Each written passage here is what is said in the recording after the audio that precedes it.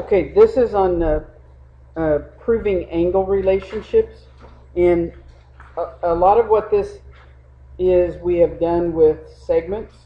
Okay, but now we're going to extend it to angles. Okay, the first thing, if you look in your books on postulate 2.1, there is a protractor postulate.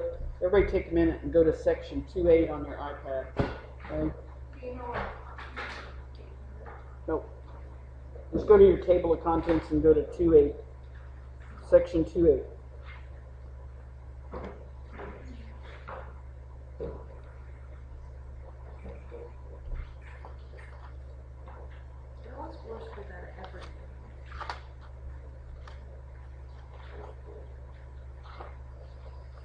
Okay, there is a protractor postulate, okay, that basically says in words, given any angle, the measure can be put into a one-to-one correspondence with the real numbers between 0 and 180 degrees on a postulate. Okay, we're not going to take time to write all that out. Okay, then on postulate 2.11, this is the angle addition. Now, we did segment addition before. Okay, this should be very similar to segment addition. Okay, it says if R is in the interior of angle PQS. Now, look at your diagram. Okay, here's PQS. If R is somewhere in the interior, okay, pick a point. Okay, then the measure of angle PQR plus the measure of angle RQS equals the whole angle. Measure of angle PQS. So this ought to look very similar to if we were adding segments. Now we're adding angles. Okay? Okay? If the measure of those angles is equal, then R is in the interior. Okay? Okay. So that one, that's all you have to write on that one. Okay? R is on the interior. Okay, theorem 2.3. Go down, supplement theorem. Says if two angles form a linear pair, then they are supplementary.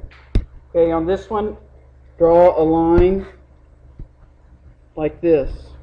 Okay, label this is angle 1, this is angle 2. Says if the two angles form a linear pair. Remember, forming a linear pair means they form a straight line. Okay, this straight line, and they are supplementary. Okay, so if they're supplementary, then you have the measure of angle 1 plus the measure of angle 2. And if they're supplementary, they form a straight angle. If they're a linear pair, they form a straight angle. That means they equal 180 degrees. Okay? Ignore what this says. This is not, that's the old book. Okay? Ignore that. Okay. If theorem 2.4, the complement theorem, says if the non-common sides of two adjacent angles form a right angle, then the angles are complementary. Okay, so what I need you to do is draw an angle in here. Draw a line. Okay, to form two angles.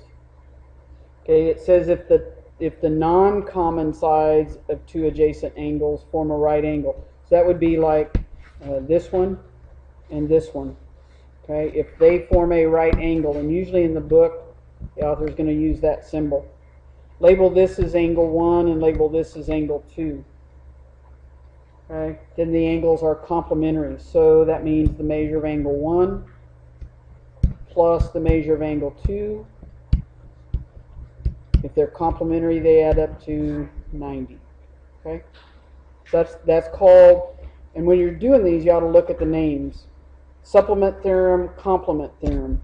Okay, go down to the next one. Ignore these page numbers. Okay, it says the congruence of angles is reflexive, symmetric, and transitive. We've had congruence with real numbers, like A equals A. We had congruence with segments, like segment AB is congruent to segment AB. Now they're doing it with angles. Okay, so angle 1 is congruent to angle 2. Symmetric property says if angle 1 is congruent to angle 2, then angle 2 is congruent to angle 1. That's symmetric.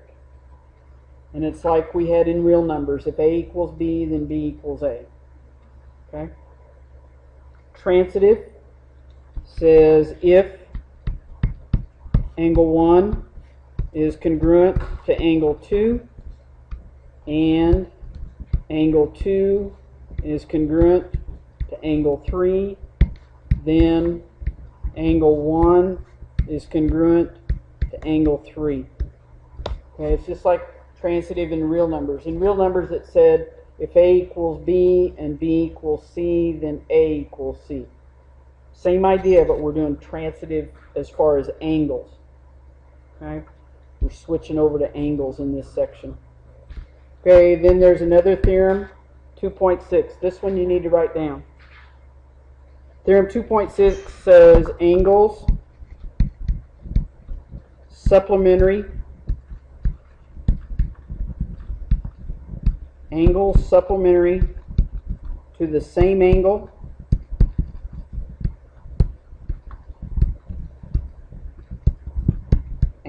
supplementary to the same angle or to congruent. And if you want to use the symbol for congruent, that's fine. Remember, it's this. If you want to use that symbol, that's fine. Angles supplementary to the same angle or to congruent angles are congruent. And you can use the symbol for congruent. So, picture-wise, okay, draw a sketch. Okay, and I'm going to separate these angles out.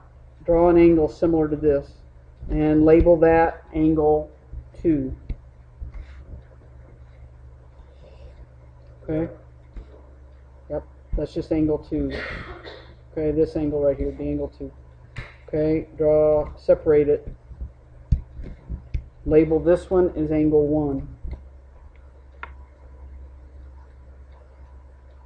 Okay, draw another angle out at the side that's the same size as angle 1. Try to make it the same size as angle 1 and label that angle 3.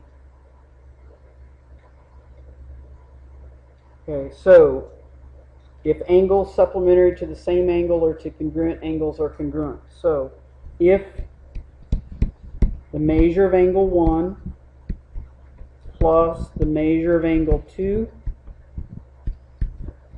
equals 180. If I put those two angles together, they are going to form, if I squeeze these two together, they are going to form a straight line. Okay, so that means they are supplementary, they add up to 180. Okay? Okay? If I put the measure of angle 2 plus the measure of angle 3, if I put those two angles together, if I would slide this one up here, they would form a straight line. They would also equal 180. Okay? So if these two angles, angle 1 and angle 3, are supplementary to the same angle, then what? Yep. Measure of angle 1 is congruent. Yeah, we should do then.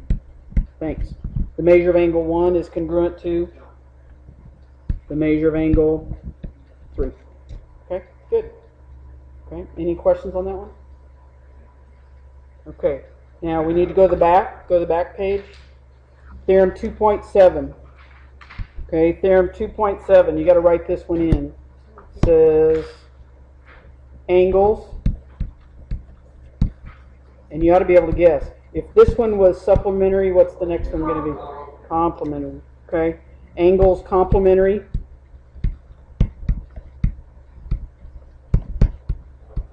to the same angles, or to the same angle, sorry, to the same angle, that's singular,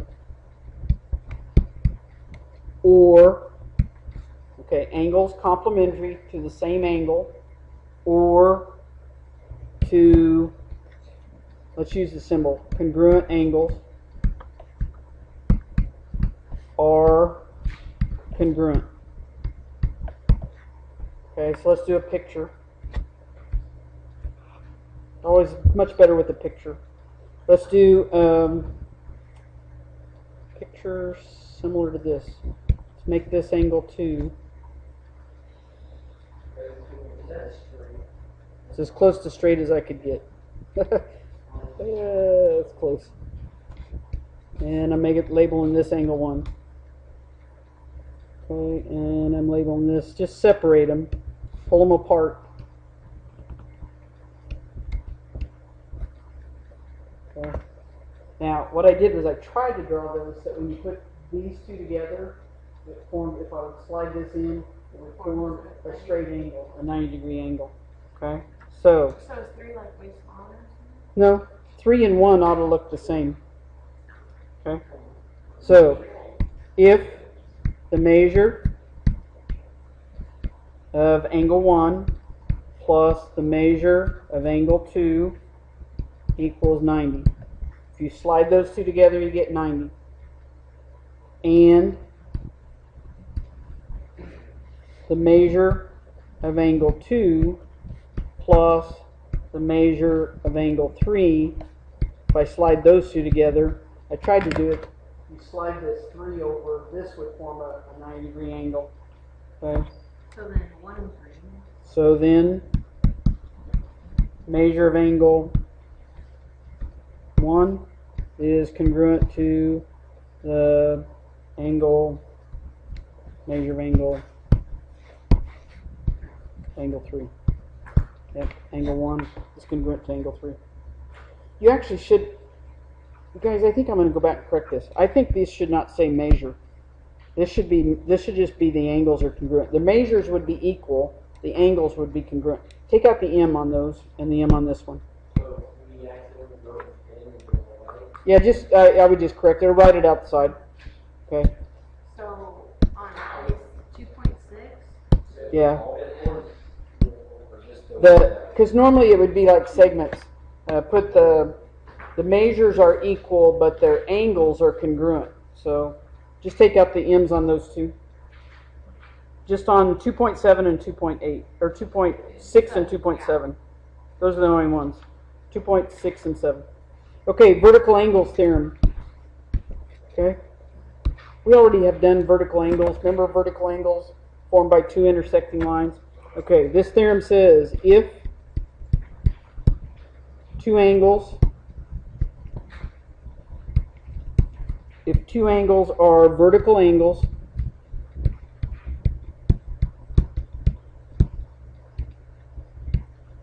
if two angles are vertical angles, then they are congruent. You can use the symbol. Okay, so picture. Draw two intersecting lines. Okay, so angle 1 is congruent to angle 3. Angle 2 is congruent to angle 4. Okay, it's like the angles across from each other. This one would be congruent to this one. And if I was going to show it, this is bigger, this is like an obtuse angle. This one would be congruent to this one. You show it by showing one more curve. Okay? Okay? Then theorem 2.9. This is the best part about this, I can adjust. Okay, theorem 2.9 says perpendicular. Now, here's the symbol for perpendicular. You can either write out the word, yep, like an upside down T. Yep. Perpendicular lines intersect to form, perpendicular lines intersect to form 4 right angles.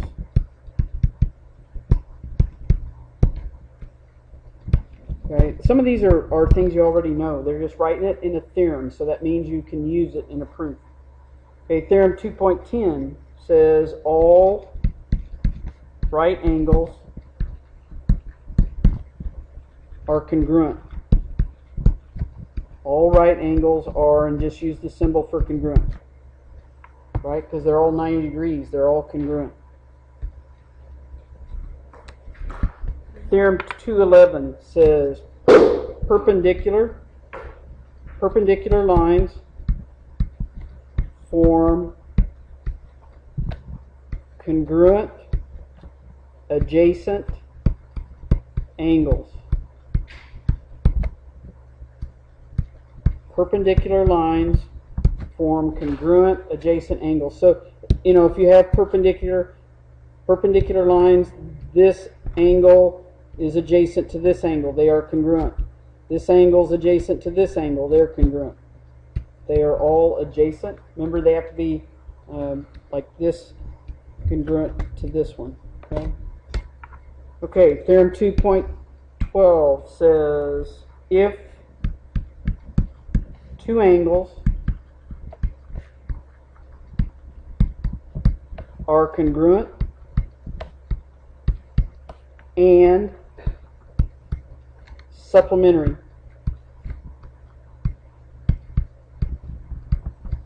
If two angles are congruent and supplementary, what's that mean? They're the same.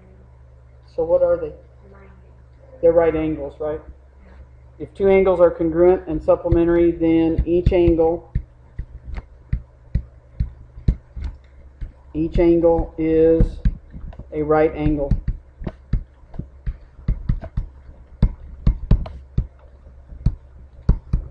Okay. And the last one, Theorem 2.13 says if two congruent angles form a linear pair. Yep. If two congruent angles form a linear pair, then they are right angles.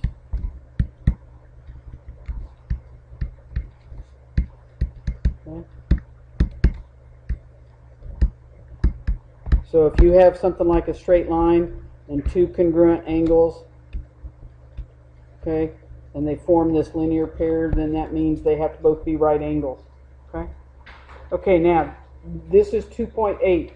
Now when you do the proofs, if you do any proofs, you use any postulate, definition, or theorem that we've had up to and including 2.8.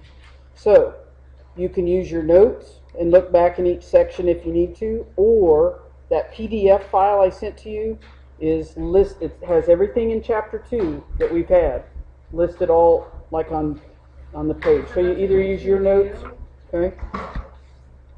What's that?